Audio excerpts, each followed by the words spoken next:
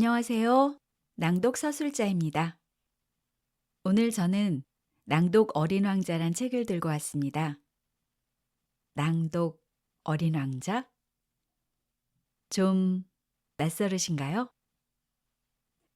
이 책은 서희적 낭독연구소에서 초보 낭독자들을 위해 끊어읽기 단위로 줄바꿈하여 편찬한 책입니다.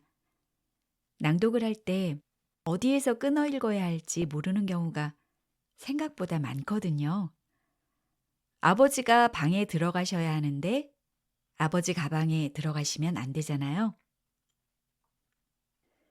이 책은 끊어읽기 단위로 줄바꿈이 되어 있어서 시각적으로도 예쁘고 낭독을 하기에 무척 편안합니다.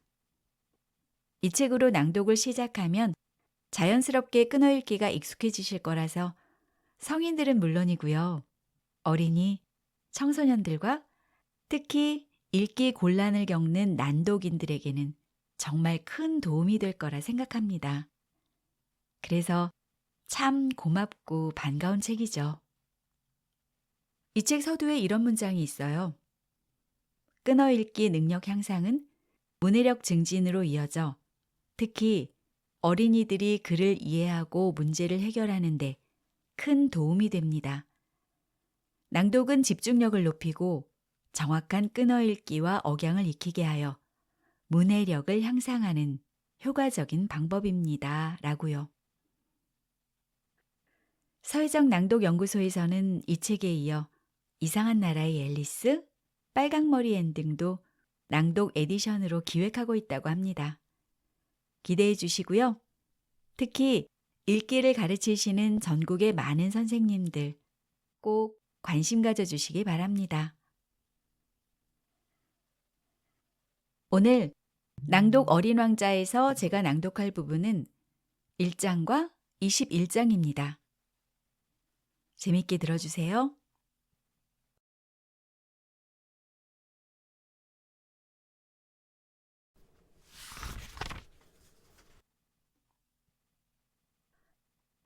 새로운 독서를 위한 낭독 에디션 1. 낭독 어린 왕자. 앙투앙 드 생텍쥐베리 지음. 서혜정 낭독연구소 편저.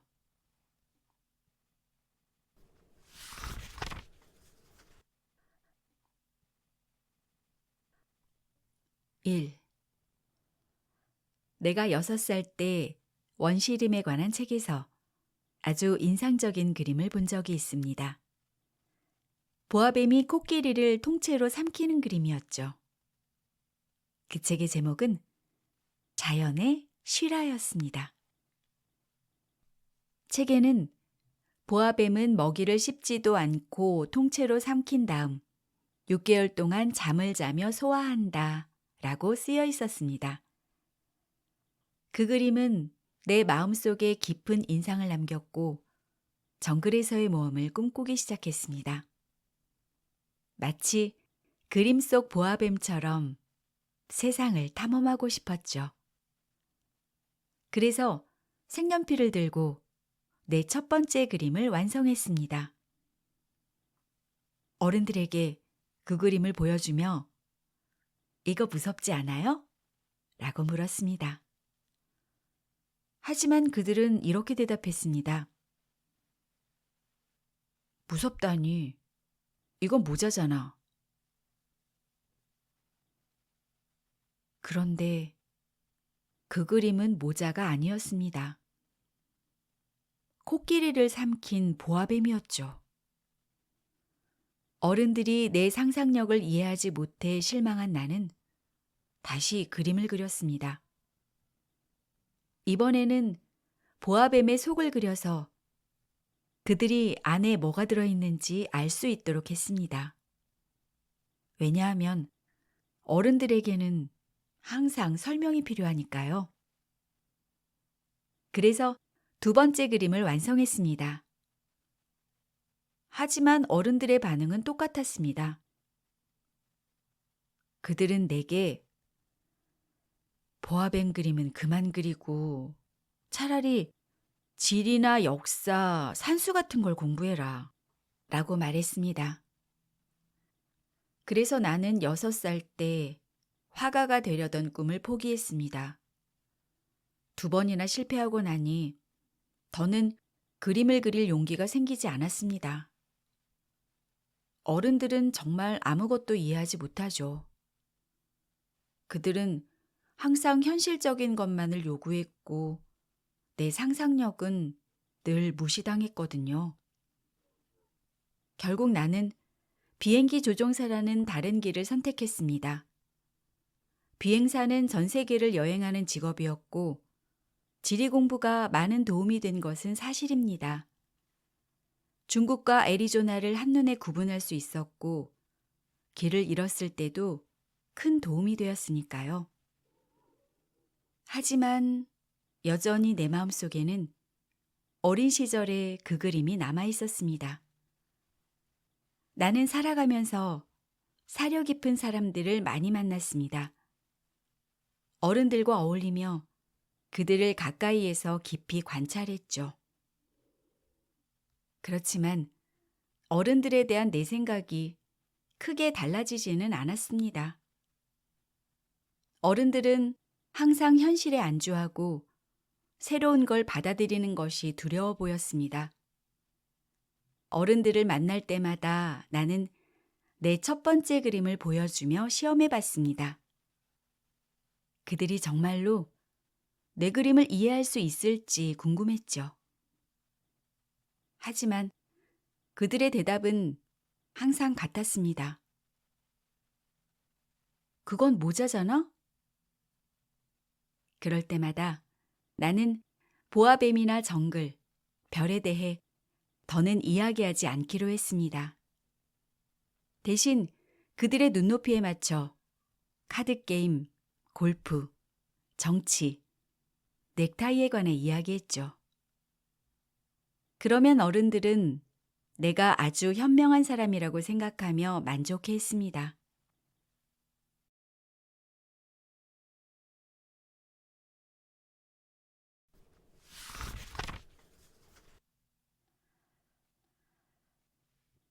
(20일)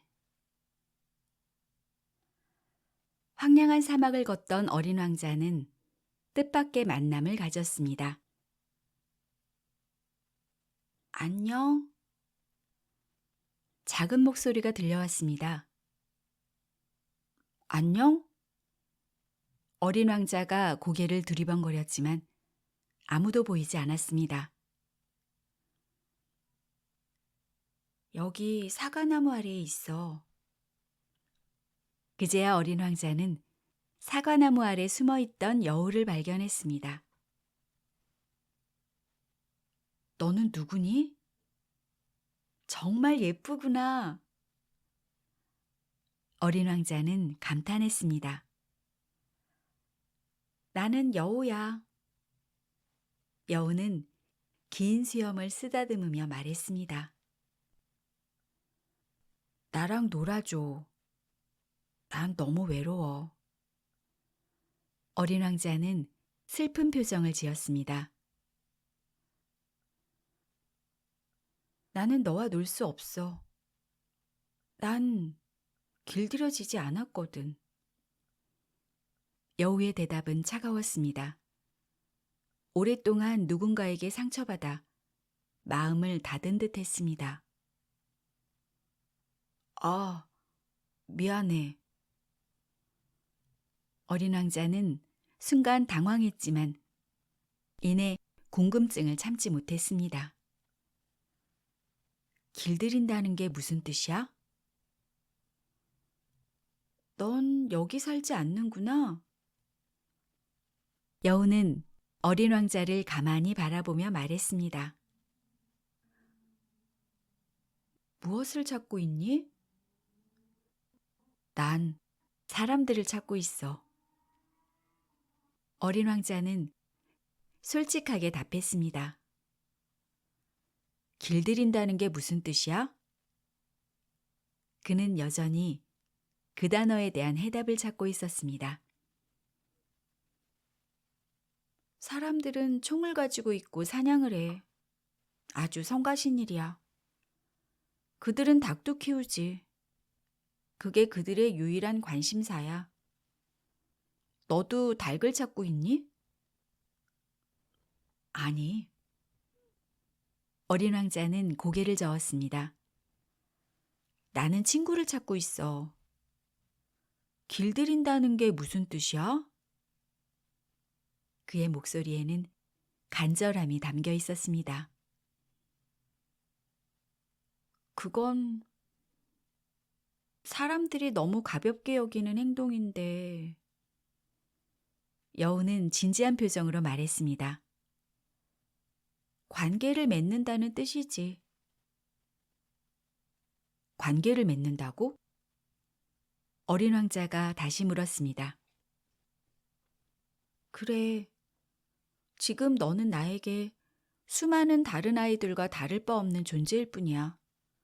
마찬가지로 나도 너에게 수많은 다른 여우들과 다를 바 없는 존재지.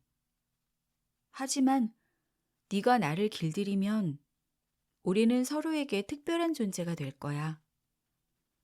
너는 내게 세상에서 가장 소중한 친구가 될 것이고, 나도 너에게 세상에서 유일한 여우가 될 거야. 조금 알 것 같아.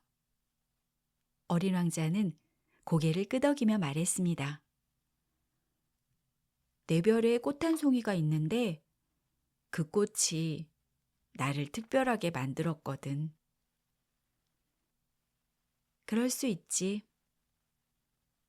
여우는 미소를 지으며 대답했습니다. 지구에서는 무슨 일이든 일어날 수 있어. 지구가 아니라 다른 별 이야기야. 어린 왕자는 신비로운 표정으로 말했습니다. 여우는 놀란 듯 눈을 크게 떴습니다. 다른 별에서 온 거야? 그럼 그 별에는 사냥꾼이 있어? 아니. 닭은 있어? 아니. 여우는 한숨을 쉬며 말했습니다. 내 삶은 너무 단조로워.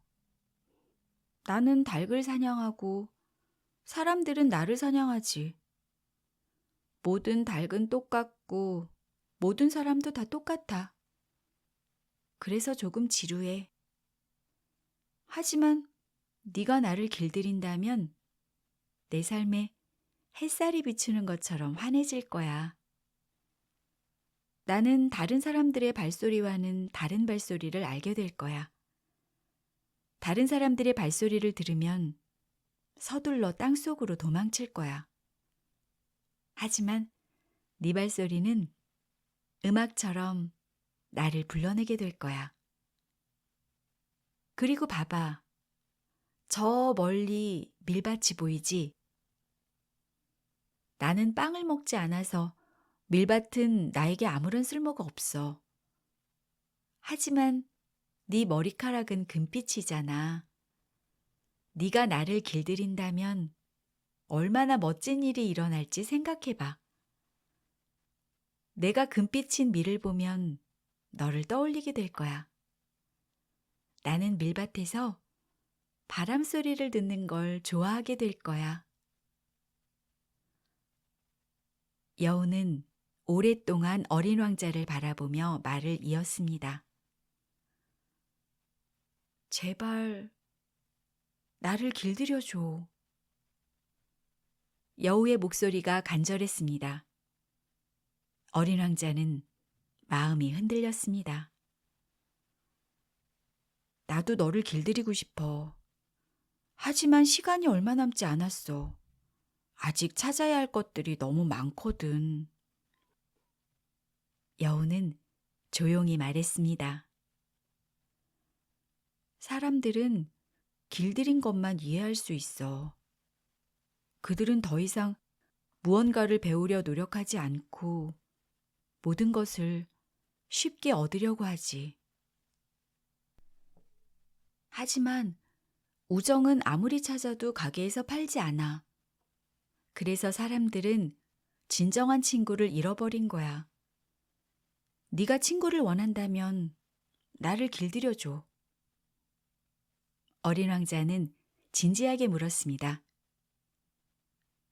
널 길들이려면 어떻게 해야 하는데? 여우는 따뜻한 눈빛으로 어린 왕자를 바라보며 말했습니다. 인내심이 필요해. 처음에는 나와 조금 떨어져 앉아 있어. 그렇게, 풀밭에. 나는 곁눈질로 너를 살짝 바라볼 거야. 그리고 너는 조용히 있어야 해. 말은 오해를 불러일으키기 쉽거든. 하지만 매일 조금씩 나에게 가까이 다가와줘. 다음 날 어린 왕자는 다시 여우를 찾아왔습니다. 같은 시간에 왔으면 더 좋았을 걸. 여우는 반가움을 감추지 못하며 말했습니다. 예를 들어 네가 매일 오후 4시에 온다면 나는 3시부터 기분이 좋아지기 시작할 거야. 시간이 갈수록 설렘이 커지고 4시가 되면 나는 너무 행복해서 어쩔 줄 몰라 할 거야. 하지만 아무 때나 온다면 언제부터 너를 기다려야 할지 모르잖아. 그러니까 우리는 꼭 약속된 의식을 지켜야 해. 의식이 뭐야? 어린 왕자는 여우의 말이 신기했습니다. 의식은 우리가 흔히 잊고 사는 소중한 거야. 여우는 진지하게 말했습니다. 의식은 매일을 특별하게 만들고 특별한 순간을 더욱 의미 있게 만들어주지. 예를 들어 사냥꾼들은 매주 목요일에 마을 여자들과 춤을 추는 의식이 있어. 그래서 나에게 목요일은 가장 즐거운 날이야. 포도밭까지 산책할 수 있으니까.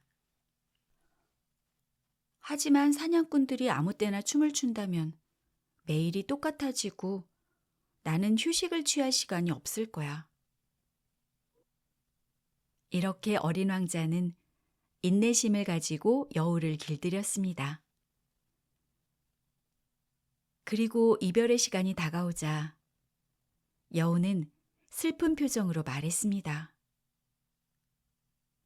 아, 눈물이 날 것 같아. 어린 왕자는 안타까운 마음에 말했습니다. 네가 울게 될 줄 알았더라면 너를 길들이지 않았을 텐데. 여우는 고개를 저으며 말했습니다.